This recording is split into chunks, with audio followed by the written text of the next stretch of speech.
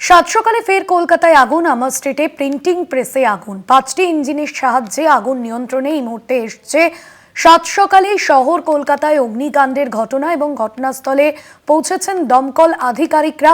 5টি ইঞ্জিনের সাহায্যে এই মুহূর্তে আগুন অনেকটাই নিয়ন্ত্রণে এসছে। প্রিন্টিং প্রেসে আগুন, আমার স্ট্রিটে প্রিন্টিং প্রেসে আগুন এবং আগুন যথেষ্টই ভয়াবহ ছিল এবং 5টি দমকলের ইঞ্জিন ঘটনাস্থলে আসে, আগুন নিয়ন্ত্রণে আনার চেষ্টা করে।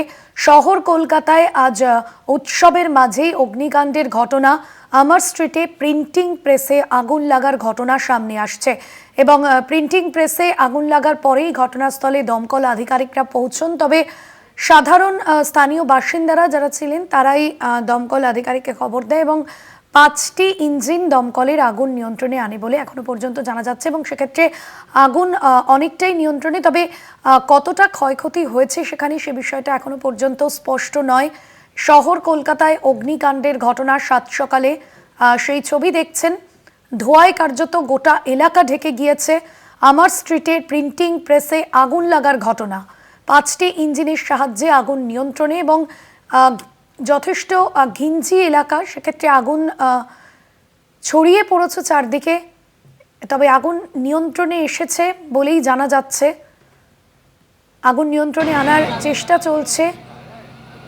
আমার স্ট্রিটে প্রিন্টিং প্রেসে আগুন লাগার ঘটনা। তনুকা রয়েছেন আমাদের প্রতিনিধি ফোন লাইনে। তনুকা, আগুন কি নিয়ন্ত্রণে এসছে? এই মুহূর্তে কি পরিস্থিতি? হ্যাঁ দেখো, আজ সকালে আমার স্ট্রিটে একটি প্রিন্টিং প্রেসে এই ভয়াবহ অগ্নিকাণ্ড ঘটে এবং ঘটনাস্থলে পৌঁছেছে প্রায় 5টি দমকলের ইঞ্জিন তৎক্ষণাৎ এবং দমকলের তৎপরতায় আগুন এখন প্রায় নিয়ন্ত্রণে এসেছে।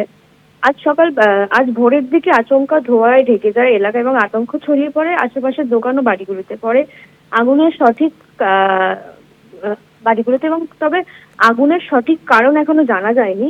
তবে প্রাথমিকভাবে অনুমান করা হচ্ছে যে শর্ট সার্কিট থেকে এই অগ্নিকাণ্ডের সূত্রপাত।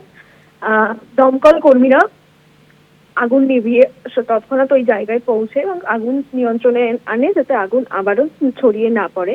ঘটনাস্থলে পুলিশও পৌঁছে গিয়েছে। এখনো পর্যন্ত কোনো হতাহতের খবর মেলেনি।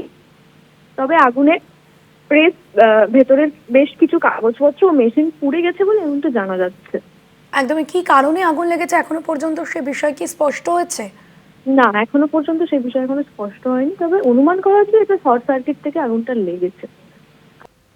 ধন্যবাদ তনুকা।